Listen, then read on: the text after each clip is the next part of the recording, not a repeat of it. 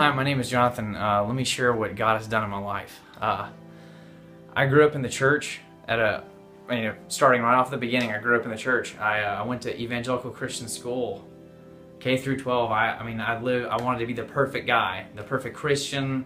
I said the prayer when I was 7 years old. I said, "God save me," which brings the question like, well, then why am I up here if I've already prayed it? That's a very good question.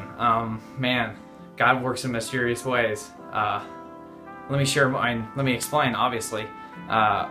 Number one, when I went to high school, I read my Bible each day. I tried to be the perfect Christian. I knew what sin was. I knew who God was.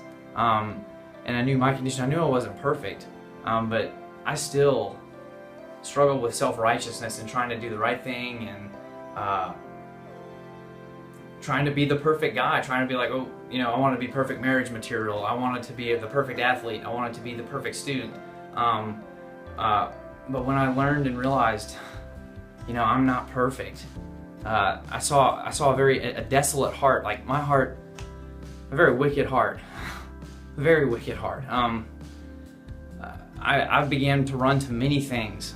I ran to video games to self-medicate because my life, I could not live up to perfection. I couldn't live up to that. I couldn't live up to Jesus. I ran to pornography. I struggled with that. I started that in high school, and I struggled for 8 long years. I was a slave.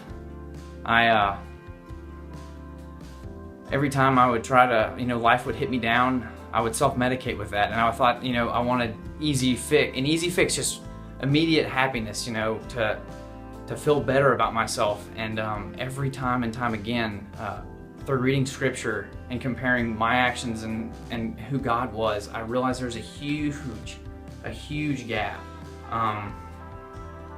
Number one, I would say one thing and do another. I would be the Christian guy, and I go to Bible studies and I do this, and I'm dating this girl, and I'm running this and honor council, all that, everything, all the good things that people might look at. But on the side, I was running to pornography. I was running to video games. I was a very self-absorbed person.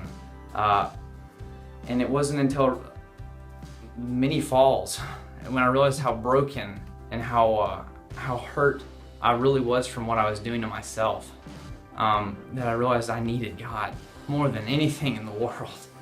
Because, it's not what I've done at all. My works are nothing. My best days when I would bring them to God, my best actions, even those were selfish.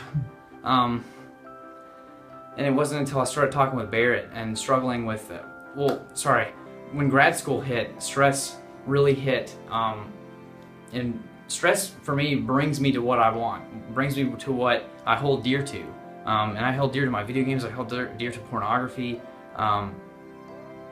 And fancy enough, God, y'all might have heard, but I was robbed in December of everything that I owned. When I went to the homeless shelter, God allowed that man to take everything from me. And that was the first layer of my hard heart. And then my girlfriend broke up with me, and that was the second layer. And then it was just me, God, and pornography. And oh man, that was a struggle. Multiple times I would find myself on the floor crying and broken because I had looked at something on the internet to satisfy me, and it did not satisfy me. It did not bring that joy that I was longing for, that intimacy, that relationship. I would cry out to God, please change me, please change me. Why are you not changing my heart? Why are you not doing this? Why are you not doing this? And I didn't realize, God had already broken that chain. He'd already set me free. And he was telling me, Jonathan, I love you more than anything in this world. And nothing in this world will satisfy you the same way that I will satisfy you. And I did that. I sold everything. I gave up all my possessions, all my friendship, everything, my girlfriend, everything. I gave it all up just for Christ. My addiction to pornography, I'm a changed man. God changed my heart. I walked through the door. He broke the chains. And I walked to him. And I haven't been the same since. And I had no idea that God could move that powerfully in a man's heart. I thought that that was fictional, like in the back Old Testament, you know, separating the seas. Like I've never experienced that kind of movement and power in my heart. Like I'm not the same man I used to be. Like I am his. I'm free now. I'm free.